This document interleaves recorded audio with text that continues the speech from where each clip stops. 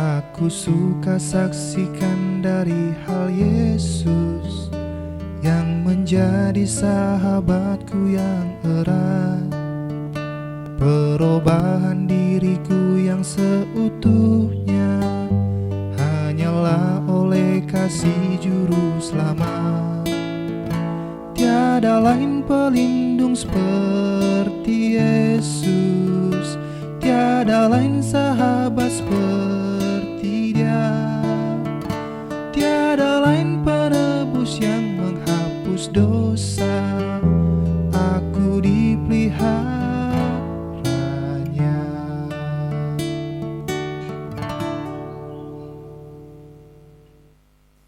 Sebelum kita mendengarkan akan firman Tuhan, ambillah waktu yang singkat ini untuk berdoa dalam hati kita masing-masing.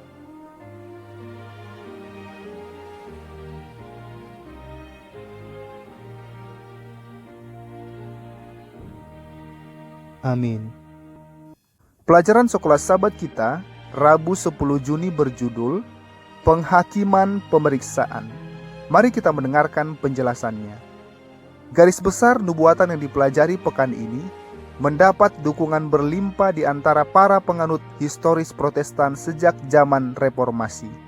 Namun baru pada saat pergerakan Millerisme pada awal tahun 1800-an, penghakiman pemeriksaan 2300 petang dan pagi dengan hati-hati dipelajari dan dipertimbangkan kembali. Lihat bagan berikut ini. Dalam Daniel 7, Babel itu digambarkan sebagai singa. Sedangkan di dalam Daniel 8, Babel tidak digambarkan. Dalam Daniel 7, Media Persia digambarkan seperti beruang. Dan di dalam Daniel 8, Media Persia itu digambarkan seperti kambing. Di dalam Daniel 7, Yunani digambarkan sebagai macan tutul. Dan di dalam Daniel 8, Yunani digambarkan sebagai domba jantan. Di dalam Daniel 7, Roma kekafiran digambarkan sebagai binatang yang keempat. Dan di dalam Daniel 8, Roma kekafiran digambarkan sebagai tanduk yang bergerak secara horizontal. Dan di dalam Daniel 7, Roma modern digambarkan sebagai tanduk kecil. Dan di dalam Daniel 8, Roma modern digambarkan sebagai tanduk yang bergerak secara vertikal. Dan di dalam dua kitab ini digambarkan suatu penghakiman. Daniel 7 dikatakan penghakiman di surga, dan di dalam Daniel 8 penyucian bait suci surgawi. Bacalah Daniel 7 ayat yang ke-9 sampai ayat yang ke-14, Daniel 8 ayat yang ke-14 dan 26. Apakah yang terjadi di surga sebagaimana digambarkan dalam ayat-ayat ini? Lebih lanjut kita mempelajari akan pelajaran ini dikatakan, setelah periode penganiayaan pada abad pertengahan yang berakhir pada 1798 dengan penangkapan dan pemenjaraan Jenderal Bartir, Wahyu 13 ayat yang ketiga, Daniel 7 dan Daniel 8 berbicara tentang penghakiman. Penghakiman itu terjadi di surga, di mana majelis pengadilan duduk, dapat dilihat di dalam Daniel 7 ayat yang ke-10, dan seorang seperti anak manusia datang dengan awan-awan dari langit, datang kepada yang lanjut usia, dapat dilihat di dalam Daniel 7 ayat yang ke-13. Ini adalah pemandangan penghakiman yang terjadi setelah tahun 1798 dan sebelum kedatangan Yesus yang kedua kali.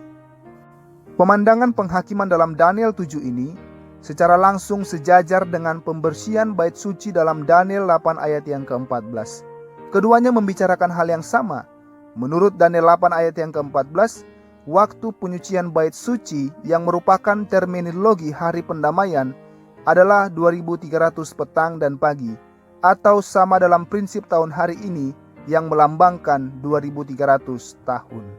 Titik awal dari 2300 tahun terdapat dalam Daniel 9 ayat yang ke-24, di mana nubuatan 70 minggu atau 490 tahun adalah dipotong dari penglihatan 2300 hari. Daniel 9 ayat yang ke-24. Nyatanya, banyak para ahli dengan tepat melihat nubuatan 2300 hari atau tahun dari Daniel 8 ayat yang ke-14 dan nubuatan 70 minggu 490 tahun dari Daniel 9 ayat yang ke-24 sampai 27 sebagai dua bagian dari satu nubuatan. Ayat berikutnya dalam nubuatan 70 minggu, Daniel 9 ayat yang ke-25 memberikan permulaan periode waktu ini, yaitu sejak keluarnya perintah untuk membangun dan memulihkan kota Yerusalem kembali. Tahun untuk peristiwa ini adalah pada tahun ke-7 zaman Raja Artasasta, dapat dilihat di dalam Ezra 7 ayat yang ke-7, atau sama dengan 457 tahun sebelum Masehi. Menghitung 2300 tahun ke depan, kita akan sampai pada tahun 1844 yang tidak lama setelah tahun 1798 dan sebelum kedatangan Yesus yang kedua kali. Inilah saat Yesus masuk ke bilik Maha Kudus dan memulai pekerjaan pengantaraannya, membersihkan bait suci surgawi. Pelajaran ini akan lebih kita mengerti dengan melihat pelajaran pada hari Jumat. Demikianlah bacaan pelajaran sekolah Sabat kita. Melalui pelajaran ini, kita dapat mengerti karya Yesus yang tidak henti-hentinya diberikan kepada kita umat manusia. Tuhan memberkati kita dan sampai jumpa.